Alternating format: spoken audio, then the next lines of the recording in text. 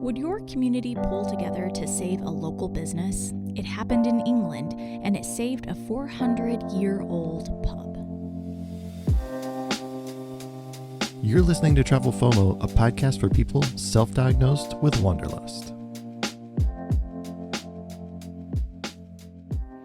Welcome back to Travel FOMO. We are sharing the deets on our gap year travels, and in this episode, we are talking about Bath, England.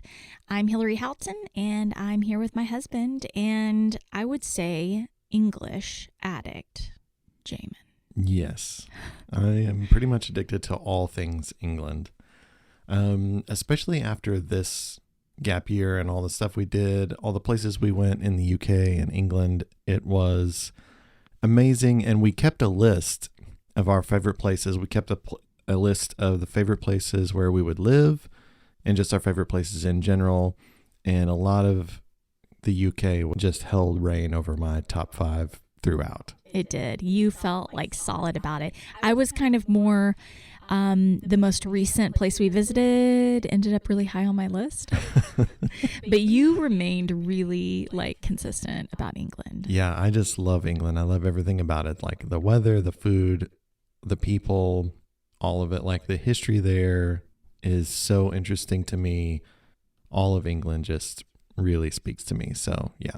And I will say that Bath was as charming and awesome as we remembered it.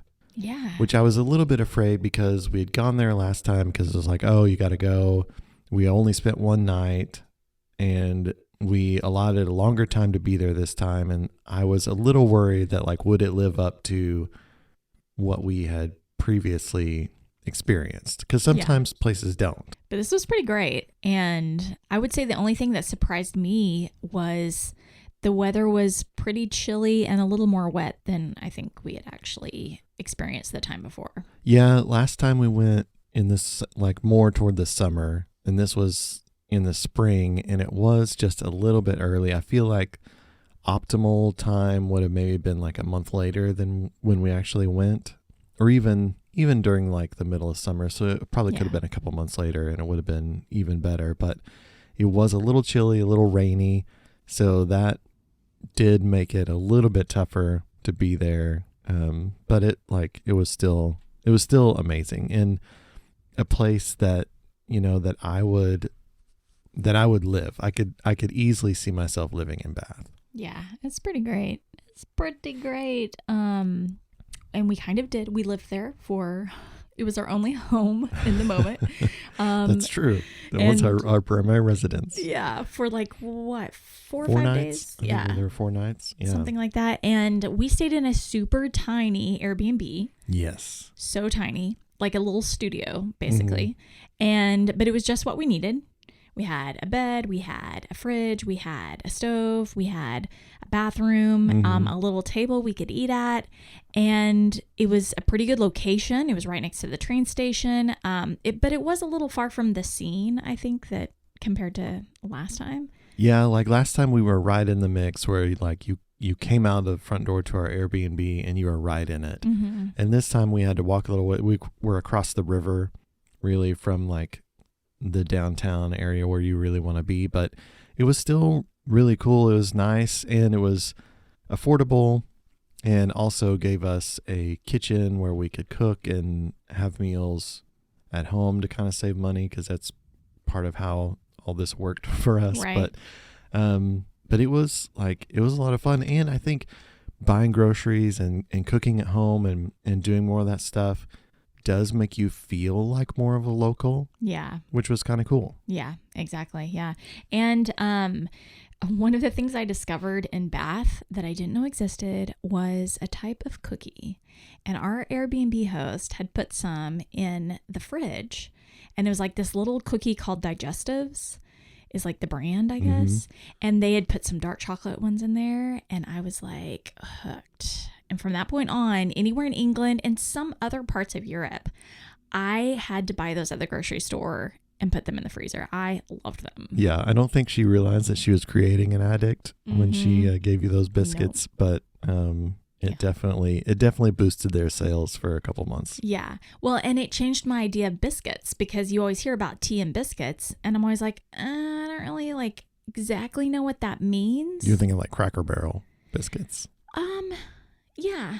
Yeah. And I think I knew that they were more like cookies there, but I still thought they were like, just kind of your basic shortbread cookie. Oh, like shortbread. Yeah. Yes. That's what I imagine a biscuit to be. And so to find out that biscuits could be covered in dark chocolate was like thrilling. So especially because we'd been eating so healthy and I was kind of starting to let down my guard. And so this was like something that I let myself have, and it was... They're digestives. Delish. That's good. It's good for you, right? What a weird name, right? Like I was like, does it help your digestive system? Like I still haven't looked into that. Like a little weird, but yeah, you just knew that they were good and you wanted them. Exactly. Yeah, they just tasted great. Well, and right around the corner from our little place was that gin distillery. Oh my gosh, it was so cute. And we it's not something that we had done a lot of research for the places that we would go, and so there were definitely things on our list that like we want to hit up this thing, but it was something that we just saw while we were walking to our Airbnb, and we're like, oh, let's pop in there and check it out. It was really cool. Yeah, it was. I just want to plug them real quick. It was called Gin Distillery and Herbal Apothecary. Yeah. But it was like just tiny little room. Oh yeah. I mean, crazy. we walked in, there's nobody in there, and we kind of like look around, and it's one of those situations where you make a little bit of noise. Yeah. To be like, hey, is it okay for me to be in here? I hope that's all right. And the owner like came out from the back. I think she was doing her books in the back or whatever, and kind of walked us through her process. She had her stills like right there and told us all about what she did and gave us little samples. Yeah. And we ended up buying some gin to take back and keep in the Airbnb. But it's a really, really cool little spot. It was really cool. And I just so appreciated her just like making conversation with us and like the little tastings that she gave us. We actually ended up buying her standard gin and then a small bottle of her blackberry gin. Mm-hmm. And I'm a big fan of blackberry flavors. So I loved that. And it was just such a cool way. It just confirmed that like Bath was just a place that we loved. Yeah, she was super friendly. And she actually recommended us hiking to South Stoke that we did a little later. Mm-hmm. Yeah. Oh, that's right. That's where we heard all about that. Yeah, I had forgotten that. Great. Yeah. So she was awesome, like super friendly, and a great way to start your experience in Bath, to have like one of the first locals that you interact with be so nice and so courteous and genuinely care about whether or not you enjoy their city. It starts you off on the right foot. And later on, we had some of the opposite experience with people where like the first local we interact with like just puts a bad taste in your mouth. Oh, true. And it can really set you up for seeing the city through a bad light. Yeah, that's so true. Stay tuned for Ireland. Yeah, let's wait till we get to Dublin. So let's see, what else did we do that day? We headed out. We knew we wanted fish and chips. Yes. Because that's one of your favorite meals in England. It is, and I feel like it's so hard in the U.S. to get really good fish and chips, but it's so easy in England to get really good fish and chips. Yeah. And so I definitely, and it was like we'd been on a really strict meal plan for a long time, and so it was one of the things that I was like, okay, when we're in England, I'm going to eat fish and chips regularly and really enjoy it. And I did. Like they were really good there, and we actually picked them up and brought them back, right? We did. Yeah, we brought them back to our little Airbnb because it was pretty cold, and the place that we went to was Bath Fish and Chips, I believe. Yeah. And it was just really small, like and it was very much still COVID world. So some places weren't really opening up their tables for you to sit at. That's right. They were just doing to go. Yeah. So you just had to order it and take it to go. But one of the things that I started to really realize there is how much they focus on mayo, like mayonnaise there. And that like it is the standard way you eat chips. You eat your French fries with mayo, not ketchup. Because it's awesome. It's amazing. And now that's all I ever want to do. But I feel like when I was a kid, unhealthy. I saw a girl put mayonnaise on her fries, and I like felt like I should probably report her to some kind of authority, like a teacher or maybe even the police, to let them know that this was going on. And I never tried it until we went to England the first time, I think. And then I was like, oh, why do we not do this? I don't understand how this didn't translate over. Yeah, that is really funny. I do wonder why people don't eat it like that more in America. But okay, random note. I have a friend who eats their French fries with ice cream. They dip them in ice cream. Would you do that? I will do that at Wendy's with a Frosty. Oh, yeah. So you dip the fries into a chocolate Frosty at Wendy's. I've done that. Chocolate Frosty. Yeah. Okay. And I can recommend that strongly. Okay. But I don't know about like non-soft serve ice cream. I don't know how I feel about that, because the fry can get soggy really fast. Yeah, that's true. I don't. Yeah. See, I like a soggy fry.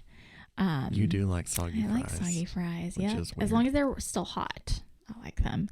But yeah, shout out to my friend Jessica Cox. I believe she's the first one who introduced me to ice cream and French fries. Ice cream and fries. Well, after our fish and chips, we definitely needed the run that we went on the next morning. Yes. And so we had, we were like, hey, we're going to run all the places where we stay. So we had run in London, and that had been like a challenging run because it was a really long run and the weather was really cold.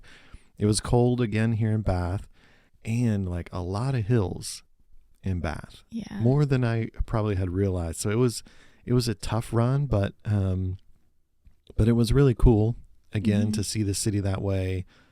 Get up early and run, and you kind of get to experience a city with minimal traffic, minimal people, and you get to see all of this really old, cool, historic buildings and streets. And Bath is just such it's a UNESCO World Heritage Site. Yeah. Which we learned that we really love and appreciate. Love every place that is a UNESCO World Heritage Site. Yeah. And come to find out, it just, all the places that made our jaw drop, we would look them up and find out that, oh, here you go. It's a UNESCO World Heritage Site. Of course it made your jaw drop because they're amazing. Well, and I feel like so many places in Europe were at least somewhat damaged and destroyed by World War II. And so there are bits and pieces that just aren't there anymore. And I feel like Bath is mostly intact. Yeah. And was saved from that. And so you really do get to see, if I was in this city a couple hundred years ago, this is what it would pretty much look like. The signage would be different and there wouldn't be cars, but this is how it would be. And that's a really cool feeling that I love about a lot of places in Europe, especially UNESCO World Heritage Sites. So getting to run through that was a lot of fun. It was really cool. Yeah, it really was. We ran by Royal Victoria Park, Bath Abbey, Beezer, Gaydon Maze, the Royal Crescent. It was pretty cool. It was beautiful. Yeah. And this was we were still getting our groove down. So whenever it came to navigating and going on runs and because we really wanted to be able to show that in video because we're putting out videos now, and we wanted to be able to share that experience with people. And this is one of the first times we did that. And so it was just, we thought we were going to do it all by GoPro. That didn't really work out because our GoPro is not really set up for some good time lapse. So we just ended up scratching that plan. And so, we were still figuring it all out at that point. So it was again, okay, how do we go on these runs in a city that we don't really know? So you're kind of having to map it out a little bit and try to figure that out. And then you're also okay, how do we document it along the way and film and picture and video? So it was navigating through all of that along with the weather and still being just a little bit tired and jet lagged. And we'd put in a lot of miles in London too. So we were still a little bit tired, but definitely worth hitting up that run. Yeah. I don't think we ever regretted a run. No. Even the ones that didn't seem great, we're still glad we did them. It made us like a city even more. Yeah. Yeah. Definitely one of my favorite ways to experience a city is get up and go for a run. And it made all the training that we did leading up to it feel like it was definitely worth it. Definitely. Yeah, for sure. We also went shopping. Oh yeah. I remember. Yeah. was So you had brought some Crocs. I sure did. Last minute buy. Big change of plans for what I was going to pack because there's not a lot of room in your bags. You can only bring so many shoes.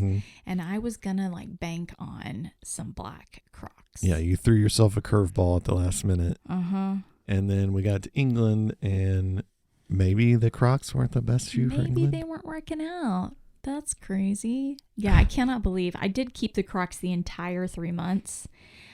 And I'm not sure that I should have done that, but definitely it was not working out for England. Yeah. Like right away, I knew like if I'm going to deviate again, if I'm going to, if I'm going to change things up again, this is when I need to do it because all of the cold season was going to be happening over like at the beginning of the trip. So like if you're going to change plans now. Yeah, like get to it quickly and get to the spot where you want to be. Yeah. Which I feel like you did make a good decision then. Yes. And you got something that you really did like and wore a lot. Right. Yeah, because I ended up buying some Doc Martens, some black basic Doc Martens, which ironically, I just sold a pair of black Doc Martens because we'd sold everything.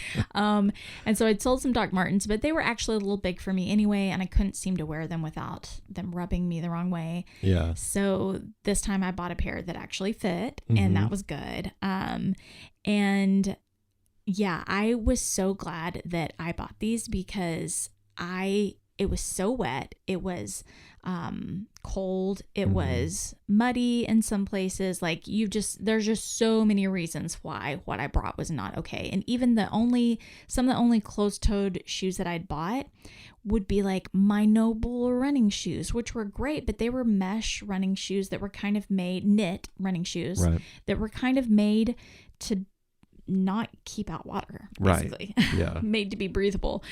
So the other thing that I did notice is that London and Bath, very fashionable places to be. Yeah, that's true. Lots of style. Like you could tell it was very clear this is what is fashionable here. And so I could see that in the kind of pants that women wore, the kind of tennis shoes they wore, the kind of boots that they wore, like black Doc Martens and black combat boots were huge there. Yeah. And so, and other just chunky boots. And so I was like, I'm not going to look like an idiot. Like I'm going to make this count. So the really funny part is whenever we went in to buy them, we went into, just a random shoe store and the girl was super helpful. She was awesome. Talk about that for a little bit because I felt like, especially in England, like all the shops we went into, we got exceptionally good service from almost everybody. Oh, yeah. I hadn't really noticed that. But yeah, she was great. Yeah, she was great. I feel like I've been a lot of places, especially like post-COVID. I feel like I've been into a lot of stores and things where they really don't care that you're there. And I feel like customer service has like slipped a little bit or been allowed to slip a little bit. But I feel like our experience in England was the opposite of that. I felt like, and through a lot of Europe, I feel like it was that way. Several places in France as well, that people were friendly to you and tried to be as helpful as possible and make recommendations and those kinds of things. And I appreciated that a lot. This girl was great. She was awesome. But she also knew I was like dead set to buy a pair of Doc Martens. And so she was going to help me out. And she had all kinds of things she wanted to add to that order. But she really like sold me on the socks, the Doc Martens socks too, that came, that you could buy to go. And they're like they've got 2 layers to them. And I kid you not, I don't think I got one blister from my Doc Martens in the course of 2 months that I wore them. Yeah, and you put a lot of miles on them, especially for them yeah. being brand new. Like you walked in them a lot right away. Right, yeah.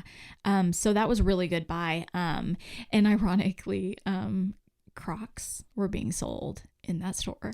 I literally took a picture. I was like, because in the window were Crocs. And I was like, you've got to be kidding me. But nobody's wearing them. And it's definitely not the season for it. So it's just like the irony of that. I just thought was so funny. But it was pretty cold. And the cold actually led you to make a purchase too. Yes. So it was much more affordable. Yeah, mine was a little different than yours. We went into a thrift store actually, and I bought a sweater. That's right. And so I bought this gray sweater in a thrift store, and I had looked in a couple of stores and found very similar gray sweaters that I thought about buying, but I just didn't want to spend the money to buy because I wasn't sure how much I would actually need it and wear it. Yeah. So I bought this one at a thrift store. I actually ended up wearing it a lot. Mm-hmm. If you go check out YouTube and our social media, you'll see me in that gray sweater a ton. I thought it was kind of cool, and something that I might consider doing more when I travel is packing a little less and then like popping into a thrift store and picking up a couple things, just because it's really cheap. And so you can wear it for a little bit and then donate it again, or, or keep it if you really love it, but it's not something that you have to hang on to. So it was kind of fun. Yeah. It was like one of the smartest purchases that I felt like either of us made on the trip. And I felt like it was a fun experience to be in a thrift store, because then you're looking at old things, some things maybe a little more vintage, old things that are from another country. So not only is it from another country, but then you're able to find something really old from another country if you wanted to, or just to see those things is kind of fun. Yeah. It's kind of fun. It was cool. I'm glad I did it, definitely for the warmth, but also for the experience. Just kind of fun. Yeah. We also went to a place that we just thought the food was so good here. It was called Garrick's Head. And you had a really good pie. Yeah. I had mussels for the first time, which I can't believe it was the first time I'd ever had them, but I had never been interested in eating them before. But I knew, like, in England, along the ocean somewhere, I wanted to have some mussels. And these were really good. And even the process of eating them, like I had to actually YouTube, like how to eat mussels. Yeah, you did a little quick research at the table. Exactly. But that was kind of fun too, because like I didn't know that you eat them and then you use a mussel as your fork, I guess you could say, as the kind of like a tong to dig into other mussels and eat them. Yeah. And so that was kind of fun. And we had some more cider because we're loving cider. Yep. Thatcher's was really good. It was one of my favorites. Yeah.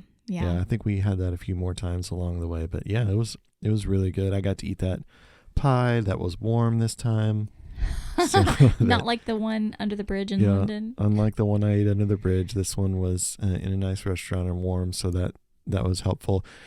I heard rumors from the bartenders that there was someone famous in there that night. That's right. Remember? I remember that. And so I don't know who it was. But I'm just gonna say Johnny Depp. No, he was in that trial with Amber. Amber. In London. It was the weekend, so he's getting away. Oh, you think he got away for the blowing weekend? off some steam at the Garrick's Head. Okay. It's the only thing that makes sense. Oh, okay, of course, because they don't have stars that are English. I mean, it couldn't they have do. been Idris Elba or anything. I mean, it could have been him, but I feel like they would have just said Idris is here, and it's somebody famous. He was in the news because the trial was going on. It had to be him. It had to be him for sure. He was all over our phones and news feeds and everything the entire time we were traveling in Europe. It was all Johnny Depp. It was crazy. Yeah, they were definitely pushing the Johnny Depp trial. Yeah, that was so crazy. But that was one of the, speaking of going out to eat and all that, that was really one of the few times that we went out to eat, because we kept trying to save money. Like you kind of referenced this in the beginning. Yeah. We kept trying to save money by eating at our Airbnb. So we were having, remember guys, we're jobless at this point. Right. So we're really trying to budget. We were having cereal for breakfast. We had sandwiches for lunch. We actually, I wanted to do this the first time we were in Bath. we went to a place called the Thoughtful Bread Company, and we bought some of their bread, like Oh, a loaf yeah. of bread. And it was so good. It was like exactly what I hoped for, to like actually Yes. buy some bread from this local bread company. And it kind of made having sandwiches fun, so. Is there something you know about that revolutionizes the way you travel? Can it solve problems and help people around the roadblocks on their adventures? Is it just plain cool? If you have a product like that, we would love to tell people about it.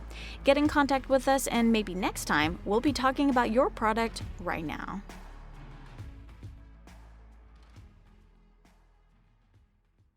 While we were there, it was Palm Sunday, and so we went to a service at Bath Abbey, Yeah. which that was so was cool. really cool. It was interesting because it was it's Church of England, so that was a little different, like something different that we hadn't experienced before, and just got to experience a Palm Sunday service in a different way with different people, and it was really cool. It was a fun experience. Like, it was very interactive, It was. which I wasn't really prepared for. Like, I in my mind, I had thought, like, we're going to come sit in a very somber kind of service, and like we'll sit there and then we'll leave. Mm-hmm. And it was very kind of like warm and interactive. I felt like all the people were very friendly.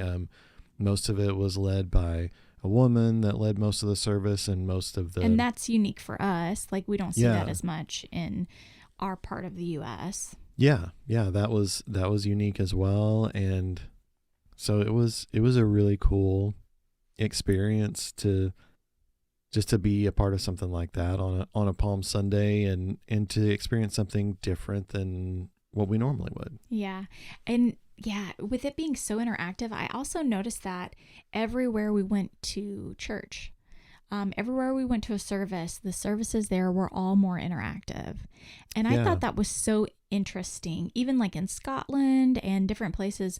And I think that we kind of, we started down the path of like, we're going to go to church every time we can. And it kind of got a little harder and harder to do. It felt like, because we just moved so fast. Yeah. It was really hard to like actually see the cities and do that. But Yeah, we ended up going into a lot of churches, yeah. but as far as like attending a service of some kind, it was, I think, less frequent than Yeah. we originally had thought. Kind of as the trip went on. But all of them that we went to were pretty interactive, and that was kind of cool. And then we step outside, and like the city is alive. Yeah. And that was really fun. And we kind of just, walked around to some shops and different stuff, bought some fudge.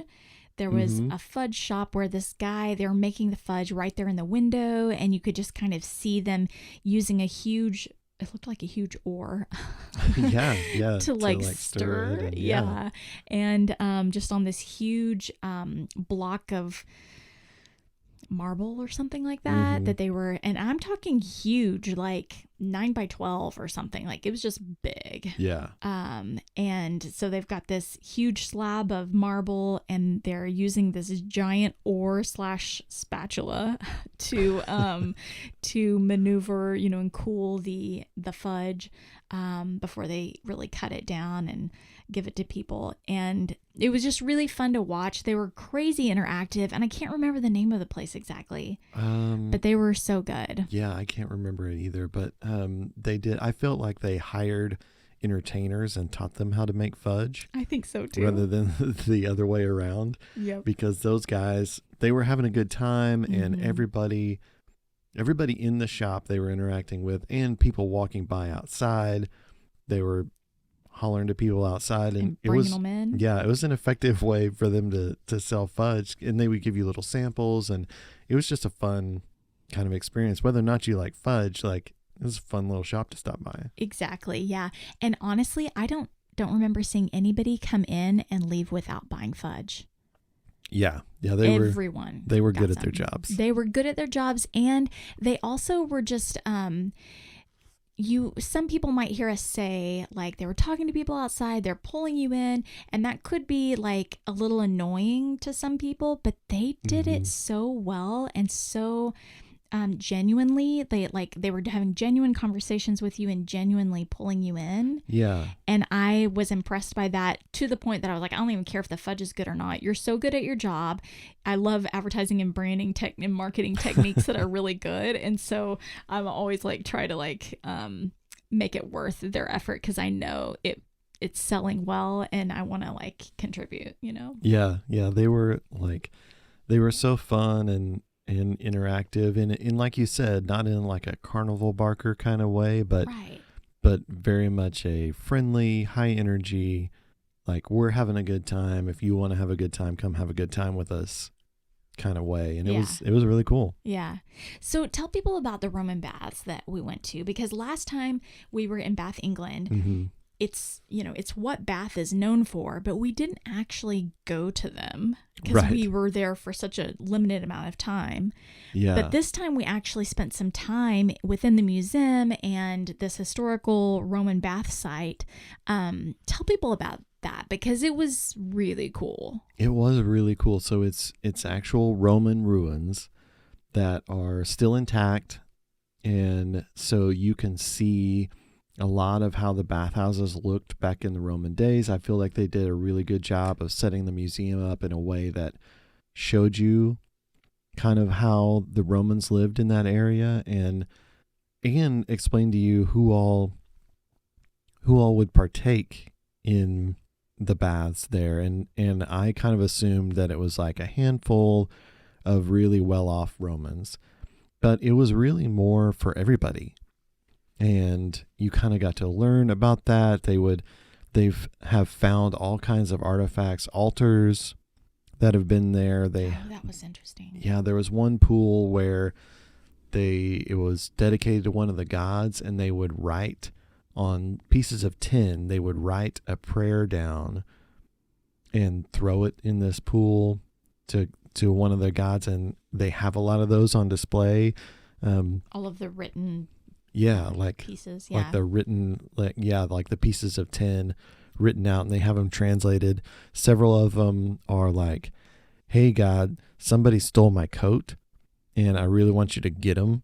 Yeah. So like, it's stuff like that makes you realize, like, yeah, these are like people with normal everyday problems that were coming here to this place hundreds and hundreds of years ago, and it was really just a really cool experience to see something Roman like that in a place so far from Rome. Yeah, and to your point, like, it further proved that particular, example of, someone saying, "Hey, someone stole my coat."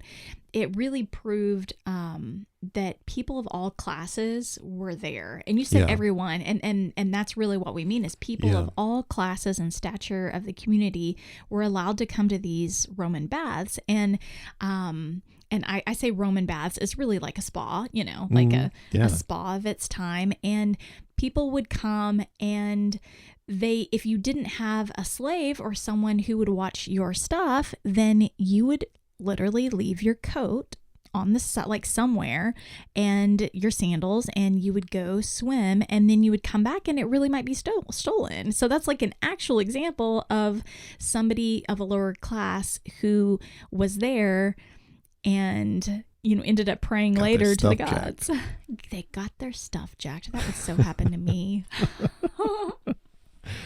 But yeah, like it, and for that city to be there, one, because there are hot springs, and so people gather there from even pre-Roman times because of these hot springs. Then the Romans build these baths, and then the Roman Empire falls, and the English come, and they build their part of the city around it. And it's just so cool to see a place where all that history is, and know it's because of these waters that are springing up out of the ground that all this history happened there. And it's a really cool museum to go through. Yeah, it was also really big. It was a hot spring that was really, something that big was really rare for that time. And so I just think that's kind of interesting too. Like it's a really notable bath spa. Yeah, and they even have some of the water piped up where you can taste it. Like you can drink a little cup of the water. Oh, that's Remember right. that? Yeah. And that was cool too, because it's warm and it tasted like coppery, tasted kind of like pennies a Like little there was bit. metal in it. Yeah. Yeah. It Yeah. was just, I forgot about that. yeah, Good just memory. an interesting experience that you don't always get in a museum about something like that you get to like taste and touch why it's there. Yeah. I think we were also, this was the beginning of our trip and we hadn't been museumed out yet. That's true. That's so true. we were like all about it. And it was crowded. Like there was a lot of people in there, which was a new experience. Like we had, COVID restrictions were just starting to lift. And especially for us, we had even been, I guess, extra careful leading up to the trip because we knew like we can't afford to get sick because some of the places we're going, we're going to have to test and you don't want to be out there with COVID, obviously. But right.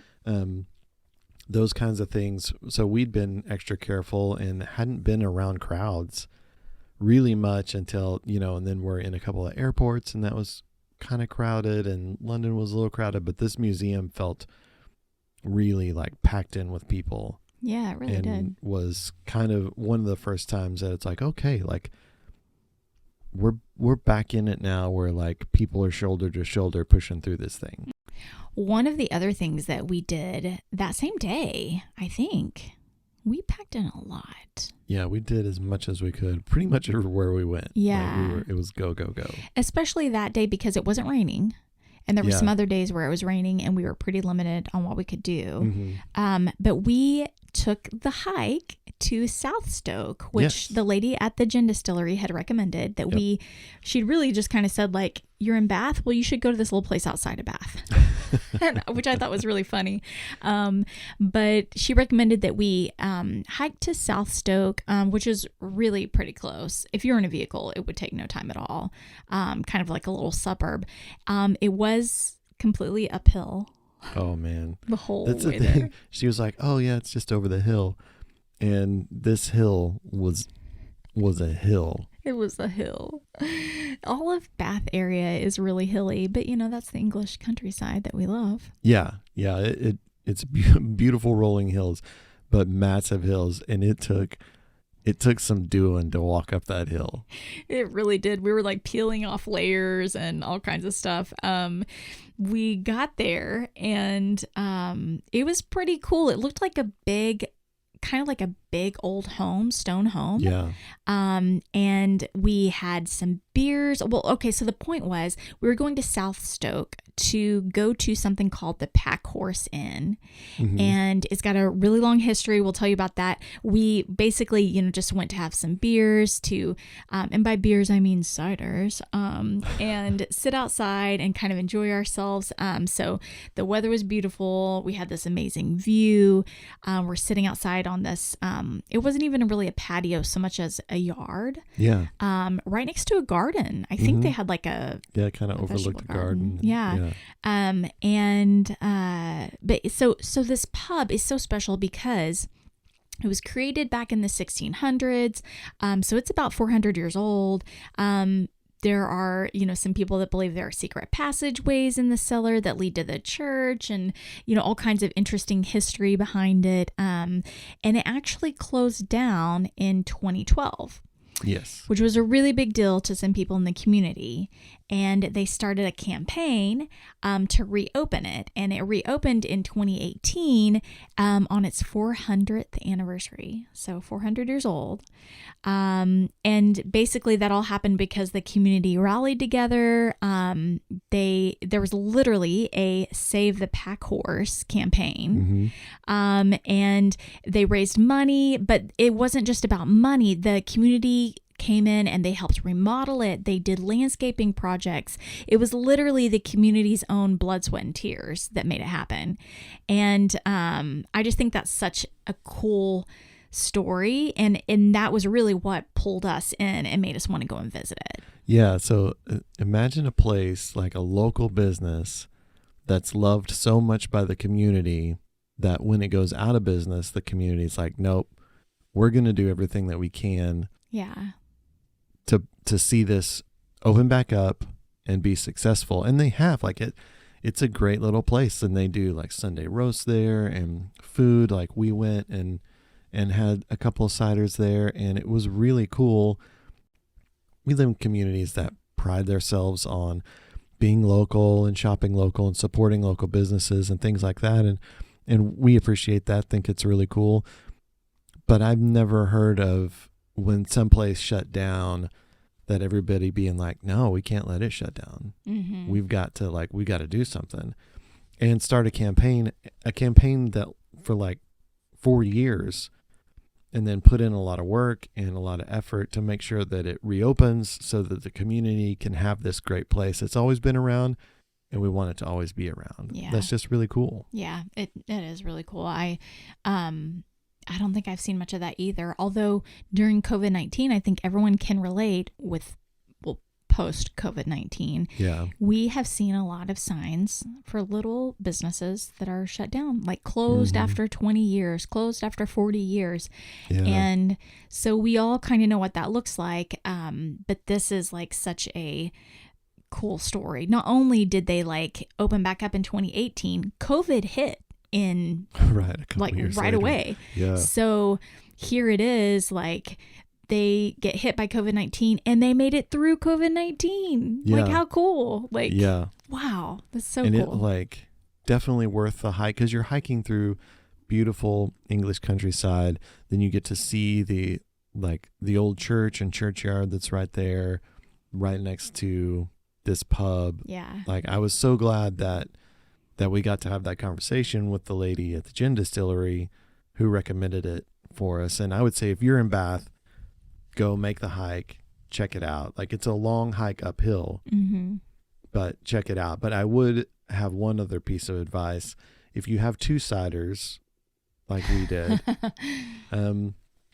maybe hit up the restrooms before you head back. Mm-hmm. Because the ciders hit hard on the way back. And we both had to go, and there's nothing between there and our Airbnb. Like, our Airbnb was as close, like it's the closest point of civilization to where, other than like private residences. Yeah. And I didn't know if we were going to make it. We were literally trying to look up the laws in England and how bad it would be if we had to pee on somebody's lawn or in somebody's like field, or because, oh my goodness, it was bad. At one point we walked past a cemetery, and I'm like, how about, like, I'm sure that there are like laws, but then also ghosts and all kinds of consequences, but I might be willing to like risk all of those repercussions just because I'm about to explode. I have to go so bad. Oh my gosh, we both did. It was like really quiet. Like, our walk back was like so quiet, because I think we were both just like, don't pee on yourself. That's the thing. We went from like nervous talking, because you kind of have to go, to like talking about it and like expressing like what's going on and this need, to like dead quiet, only business, walk as fast as you can. Luckily it was downhill the whole way, and so we were able to go a little quicker, but man, it's pretty bad. Yeah. it was rough. I think my eyes had turned yellow by the time that we were all the way back. That's funny. Well, and I really did, like, that became a theme ongoing, is I was like, 2 pints, that was all my bladder could hold, and I had to go to the bathroom wherever we went. Yeah. So funny. Yeah. Ask where the toilets are. When you order the second pint, go ahead and ask where the toilets are, just so you're ready. Exactly. Well, we also went back to the Canary Gym Bar, one of the places that we really loved the first time we went. We got to revisit it. That's right. We really liked that the first time, especially. It felt a little different this time. I think it had changed hands, I think. Yeah, now they call it the Bath Distillery Gin Bar.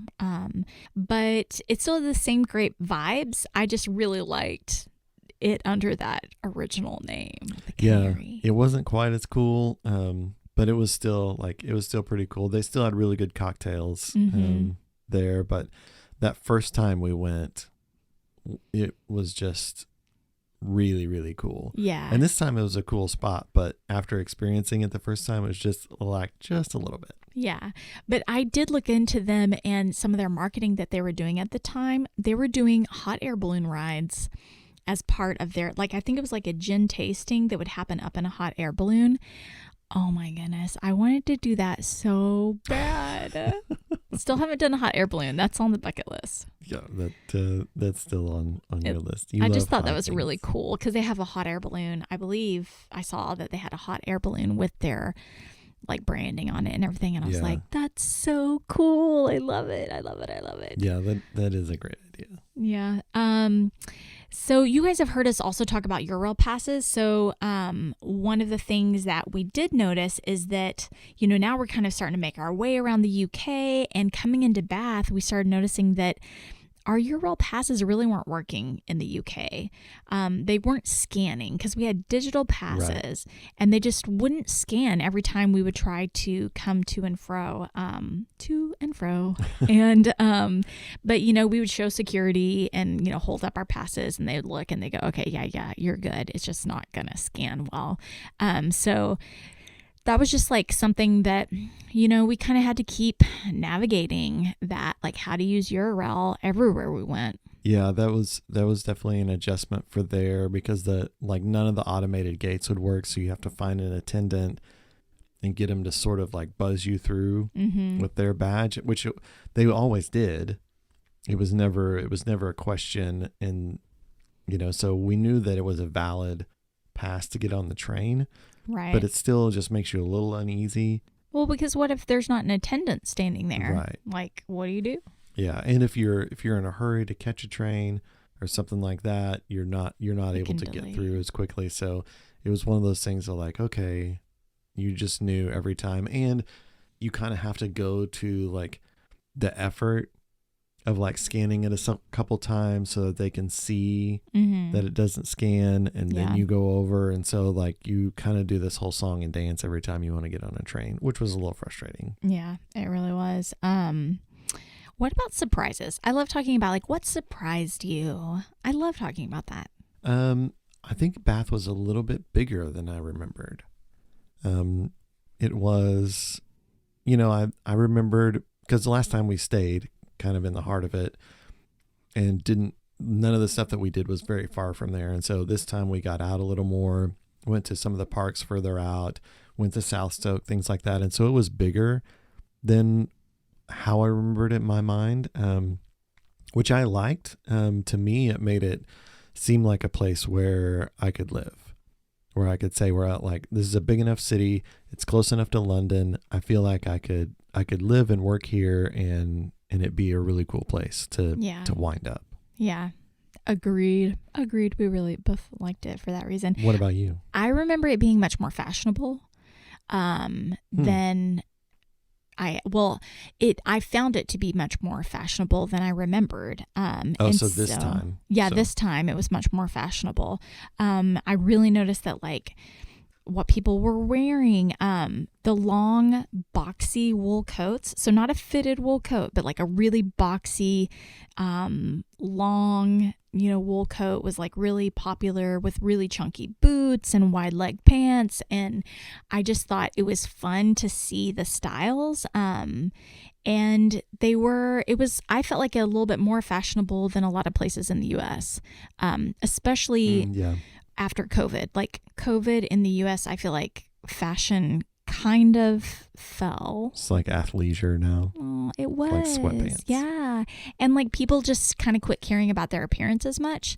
And so, but this very much felt like, oh no, like people care here. And, and I just thought it was fun because it was some fashion that I had like maybe seen a little bit of, but not so not so dense. And so that was fun for me. Yeah, I feel like in the U.S., people put face masks on, and they're like, well, I'm wearing a face mask, so I can look, no one will recognize me, so I can just wear whatever I want out. Yeah. So like fuzzy slippers and sweatpants.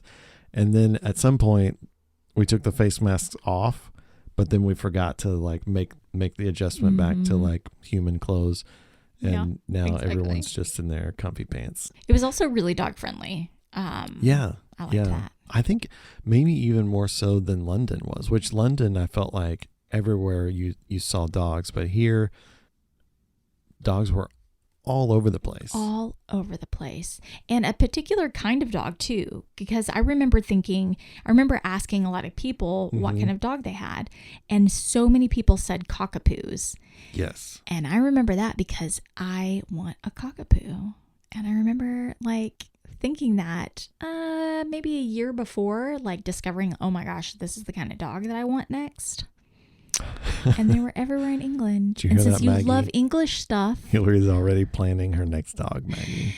I'm just planning to grow the family. That's all. Mm-hmm. She's asleep. She don't care right asleep now. over there. She's gonna have to listen to the podcast to catch that. But yeah, cockapoos are basically a mix between I was about to say a cocktail and a dog. That would be your favorite thing, like a cocktail and a dog put together.